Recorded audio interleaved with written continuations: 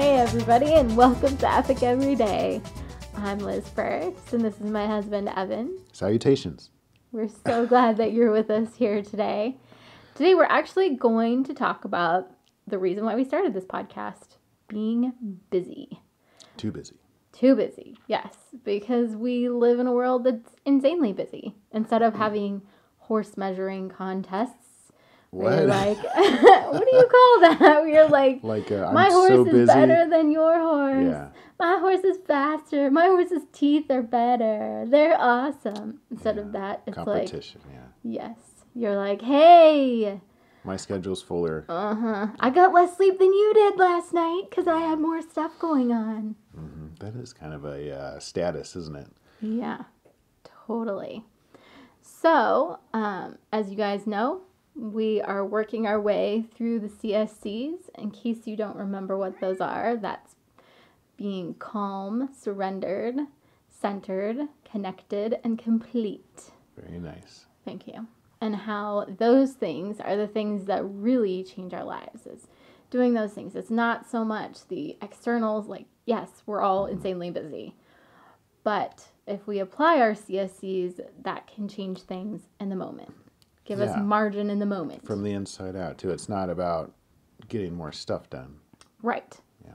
So today being Monday, we are going to talk about being calm. And as you guys know, we work through the CSCs throughout the week. So tomorrow we'll talk about being surrendered.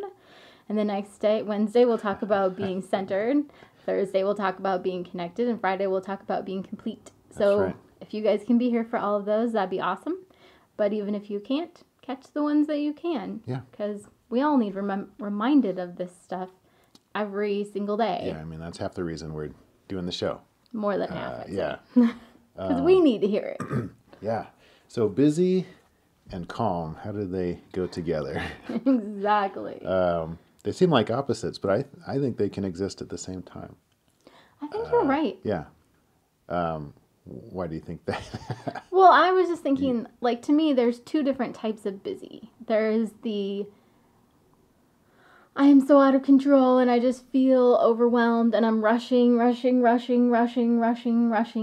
to, get through everything on my to-do list and everything on my day, and there's no time to breathe.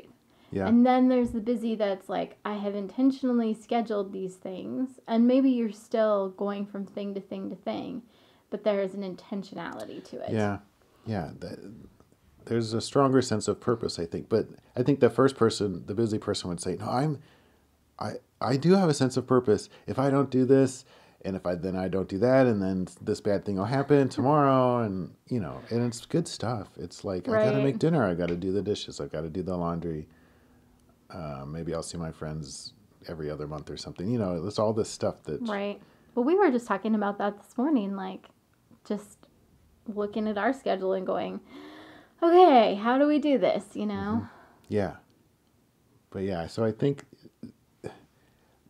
that person who does have a sense of purpose, like when you ask them, they're like, yes, I have a purpose and it's whatever. They could probably come up with it. But in that moment, I think they're just thinking, if I don't get to the store before it closes, then it's going to be bad. Like there's a short... Much more nebulous. Yeah. Or, right, hard to pin down unless you take some time to think about what it is.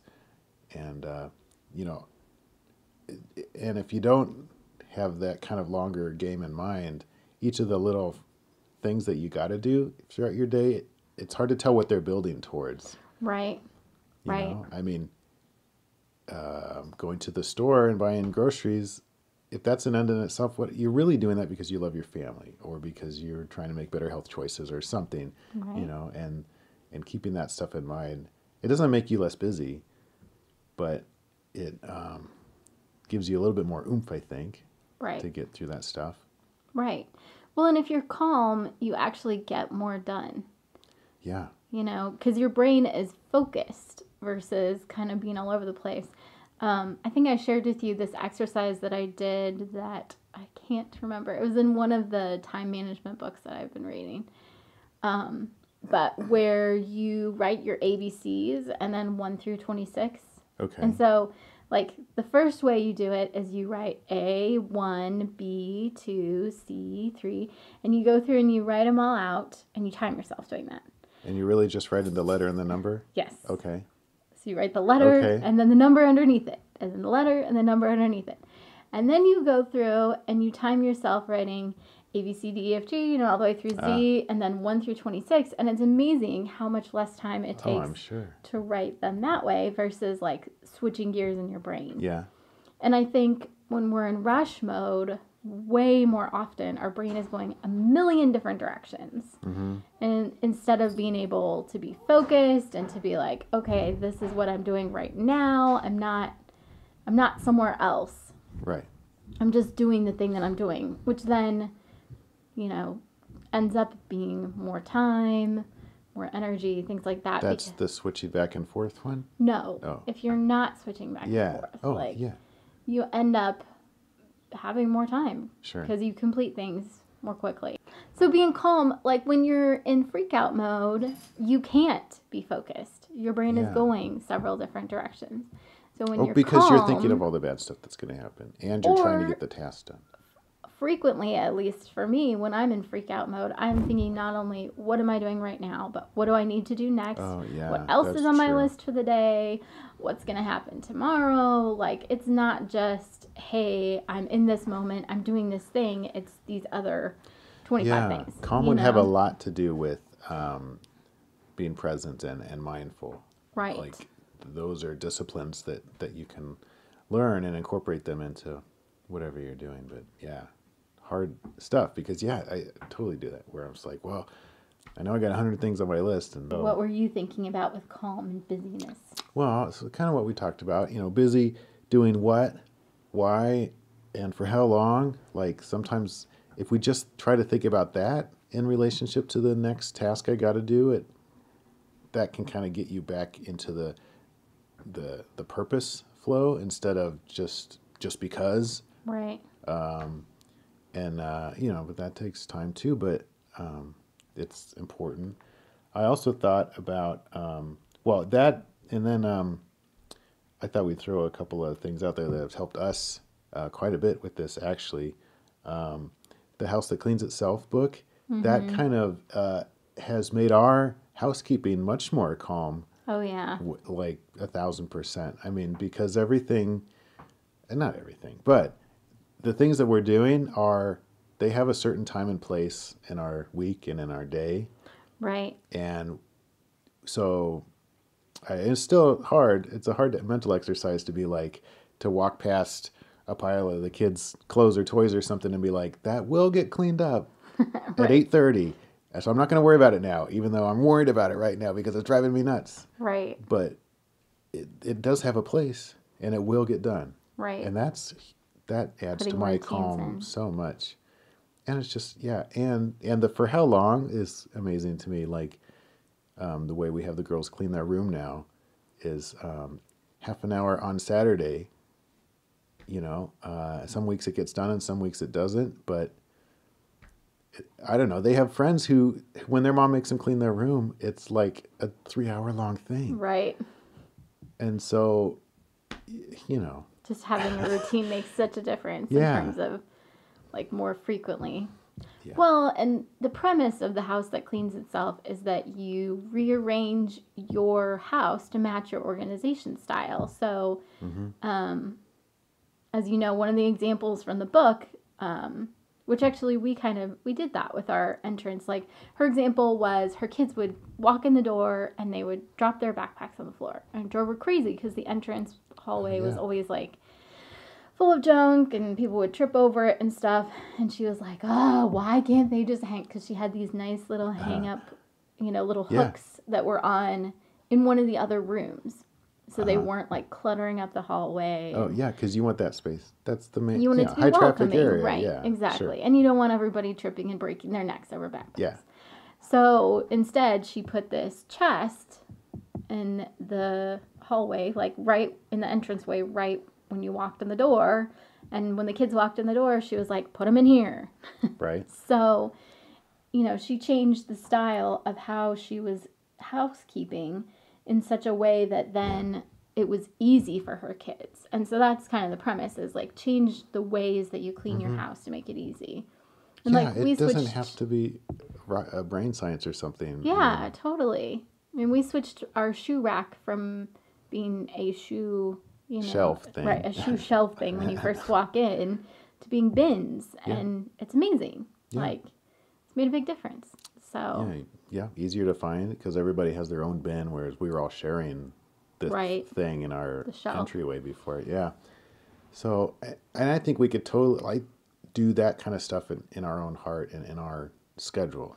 It just takes a little bit of creativity and some prayer probably to be like, okay, what can I schedule this? I mean, and not in a crazy, I don't know. I mean, I don't think I would be able to handle like having my Google Calendar like scheduled down to the minute. Right. But, things like this that's like, we're going to clean our bedroom on Saturday. We're going to tidy up before bed. It's just little things that you can maybe just do one. The 1% improvement thing is so huge too. Like, you don't have to turn your housekeeping schedule. Yeah. Right. But and the thing with the kids cleaning their room, and and this, like I said, it can apply to all kinds of stuff, is do for half an hour, and you're not going to get it done on the first Saturday, but the next Saturday you're going to chip away at it again for half an hour, and it didn't take long to actually get it done, and then you're in a maintenance process, whereas you could wreck your whole Saturday cleaning your room, and then you're like, I'm never doing that again, and then your room's just and then you have to spend another whole Saturday and 2 or 3 months doing it. Right. Instead of half an hour, and then having a Saturday to do other fun stuff. Right. Well, and the kids have, at various points in time, had it where it's like 15 minutes to do their whole bedroom. Oh, yeah. You can get quick at it. So that kind of, it's purpose, but it's also, it's calm because you know where the end is. Yeah. For how long? Why are we doing this? Because it takes our stress down a little bit, and what are we doing? I'm just doing one thing right now. Right. I'm gonna wash the dishes for 10 minutes or whatever it is. Yeah. I don't know, that really adds to my calm. Yeah. In general. The other thing I really like is doing the Sacred Six, which I'm sure wonder you guys will hear about that plenty, but. Yep. J.B. Glossinger came out with a book called The Sacred Six. It's coming out in paperback this summer sometime. But it's amazing. He has a daily podcast as well called Morning Coach. Yes. It's amazing. Like, it's all about starting from what's important to you. Like, so writing down your values and your mission, and then you have your goals come out of that. Yeah, and that fills in so that when you're doing something, why am I doing this? What am I doing and why? Right. Well, and it's so I'm using his calendar right now, and it's crazy because every day you write down your to-do list, and then you write down how those are connected to whatever your goals are. And there was something on my to-do list today that I was like, I really need to think about whether I'm going to keep doing this because I have no why for this. Oh. Interesting. And it takes a lot of time. And it's something you've probably been doing for years? Right. Yeah. And I was like, oh, man, I really need to look at that. So just every day going, why am I doing this? How, having that written down right next to your to-do. Yeah. So that's another practical little thing. Yep. Cool. Well, in the spirit of that, let's take a breather and we'll wrap it up. Yeah. So if you guys would like to get a hold of us, as always, you can check out our Facebook page or Twitter. Evan's handle is @akindoflying. And Liz's is Eliz Frerichs. We'd love to hear from you. Love your ideas, love your questions. Yeah, let us know how the CSCs are affecting your life. That's right. And we will let you know how they're affecting ours. Yep. All right. We're praying for you guys. Have an awesome Monday. Talk to you later. Bye.